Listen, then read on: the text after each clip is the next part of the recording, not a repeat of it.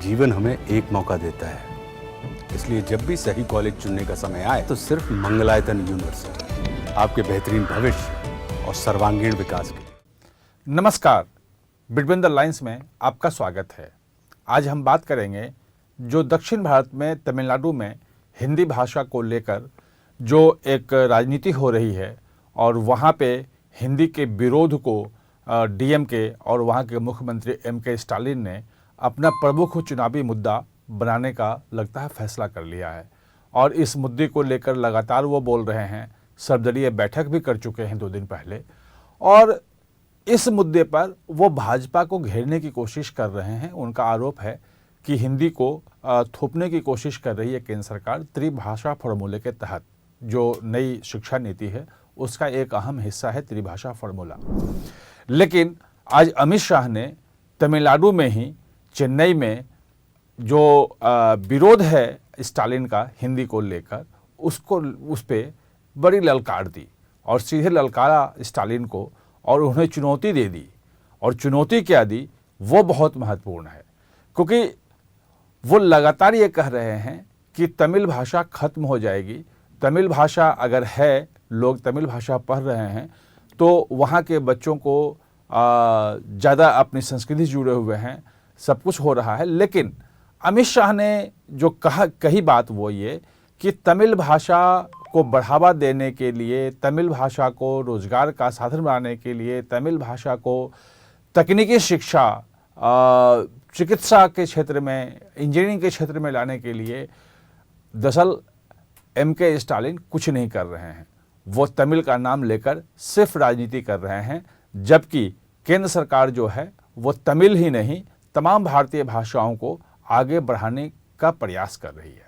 और उन्होंने आज चुनौती देते हुए कहा कि मोदी सरकार ने जो 8वीं अनुसूची की भाषाएं हैं, जो क्षेत्रीय भाषाएं हैं, उनमें मेडिकल, इंजीनियरिंग और तकनीकी शिक्षा के लिए टेक्निकल एजुकेशन जो है उसको पढ़ाने का रास्ता साफ कर दिया है और कहा है कि वहाँ अपनी भाषा में लोग मेडिकल की पढ़ाई छात्र कर सकते हैं, अपनी भाषा में इंजीनियरिंग की भी पढ़ाई कर सकते हैं और जो और तकनीकी शिक्षा का जो क्षेत्र हैं जिसमें अधिकांशतः अंग्रेजी में आजकल पढ़ाई होती है वो अपनी मातृभाषा में कर सकते हैं। और इससे जो मातृभाषा टैलेंटेड लड़के जो हैं, जो प्रतिभावान लड़के हैं और जिनको अंग्रेजी नहीं आती, उसके कारण से वो इन क्षेत्रों में जो मेडिकल का फील्ड है या इंजीनियरिंग का है या टेक्निकल फील्ड है उसमें वो नहीं पढ़ाई कर पाते हैं, उनका ग्रोथ रुक जाता है। तो ये माना जा रहा है, ये बहुत बड़ा फैसला है कि मातृभाषा में इन क्षेत्रों में उन्हें पढ़ने का मौका मिलेगा। अमित शाह का कहना है कि लगभग 2 साल पहले ये फैसला हुआ था और उसके बाद बहुत सारे राज्यों ने अपने अपने यहाँ जो उनके यहाँ मातृभाषा है उसमें बच्चों को मेडिकल, इंजीनियरिंग और तकनीकी शिक्षा देने के लिए कदम उठाए हैं, उनका पाठ्यक्रम तैयार किया है और कई जगह मेडिकल में भी इसकी पढ़ाई भी शुरू हो चुकी है और धीरे धीरे सभी राज्य उसमें आगे बढ़ रहे हैं। लेकिन तमिलनाडु ने इस मामले में कोई भी कदम नहीं उठाया है। अगर स्टालिन को उन्होंने चुनौती दी कि जितनी जल्दी हो सके अगर तमिलनाडु के तमिल भाषी छात्रों का अगर आप इतने ही हितैषी हैं तो तमिल भाषा में मेडिकल, इंजीनियरिंग की पढ़ाई शुरू करने के लिए तत्काल कदम उठाएं, जितनी जल्दी से जल्दी हो कदम उठाएं। सवाल यह है कि अगर आप तमिल भाषा को लेके इतनी चिंतित हैं तो अभी तक इसके लिए कदम क्यों नहीं उठाए गए। दूसरी बात उन्होंने बहुत महत्वपूर्ण की और ये कहा कि किस ढंग से जो केंद्रीय जो अर्धसैनिक बल हैं, जो सेंट्रल पैरामिलिट्री फोर्सेस हैं, उसमें सिर्फ हिंदी और अंग्रेजी में परीक्षा होती थी और सभी छात्रों को उसी में परीक्षा देनी पड़ती थी, जिसके कारण से जो गैर हिंदी और अंग्रेजी भाषी छात्र हैं उनके लिए मुश्किल होता था, वो उस परीक्षा में बैठ ही नहीं पाते थे और उनके दरवाजे बंद हो जाते थे। मोदी सरकार ने जो संविधान की 8वीं अनुसूची में शामिल जितनी भी क्षेत्रीय भाषाएं हैं सभी में कर दिया है, जिसमें तमिल भी है, कि तमिलनाडु में रहने वाला कोई तमिल भाषी छात्र जिसने तमिल में पढ़ाई लिखाई की है, अगर वो चाहे तो तमिल भाषा में CRPF, CISF, BSF, SSB, मतलब ऐसी परीक्षाएं जो केंद्रीय अर्धसैनिक बल हैं और इन बलों में भर्ती के लिए परीक्षाएं दे सकता है, उसके लिए एक नया एवेन्यू खुल जाएगा। और खुल गया है, वो परीक्षाएं दे रहे हैं। मतलब अमित शाह ने पूरा डाटा दिया कि ये छोटी मोटी यहाँ पे जॉब नहीं होती है। पिछले साल ही अगर आप देखें तो 14,000 जो है भर्तियां हुई हैं सीएपीएफ में, जो केंद्रीय अर्धसैनिक बल हैं उनमें 14,000 भर्तियां हुई हैं, और कुल मिला के देखें तो लगभग 1 लाख भर्तियां हुई हैं पिछले 5 सालों में। यानी कि इतनी ज़्यादा भर्तियां हो रही हैं, नए नए उनके बटालियन बन रहे हैं, क्योंकि देश में सुरक्षा की ज़रूरतें बढ़ रही हैं। सीआईएसएफ खास तौर पे नए नए बंदरगाह आ रहे हैं, एयरपोर्ट आ रहे हैं, मेट्रो खुल रहा है, उनकी सुरक्षा की जिम्मेदारी उनके पास होती है। तो वहाँ पे 3 नए बटालियन बन रहे हैं, इसमें एक महिला बटालियन भी है।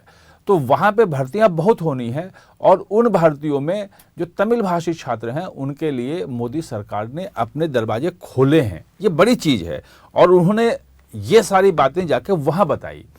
दूसरी बात आप देखें कि जो तमिल जो संस्कृति है, तमिल जो सभ्यता है, उसमें चोल राजाओं का बहुत बड़ा योगदान है। और आज जो सीआईएसएफ के स्थापना दिवस के कार्यक्रम में जब गए और वहाँ एक ट्रेनिंग सेंटर जो है बनाया है सीआईएसएफ ने, तो उसका नाम उन्होंने जो है वो चोल राजा जो राजादित्य थे उनके नाम पे रखा है।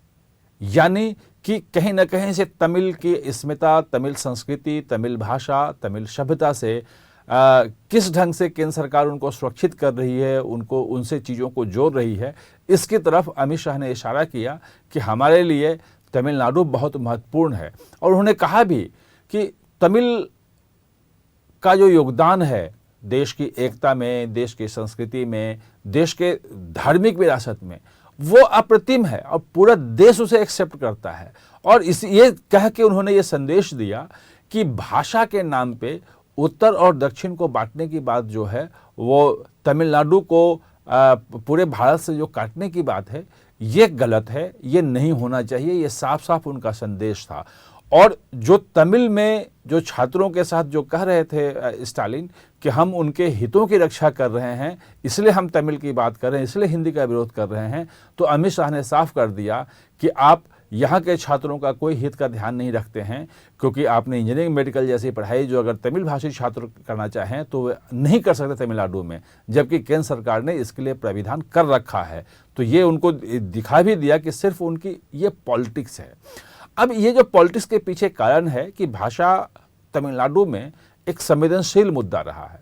1937 में जब अंतरिम सरकारें जो हर प्रोविंशियल स्टेट में जब चुनाव हुए थे और सरकारें बनी थी, तो उसमें सी राजा गोपालाचारी जो थे वहाँ के मुख्यमंत्री बने थे तमिलनाडु के।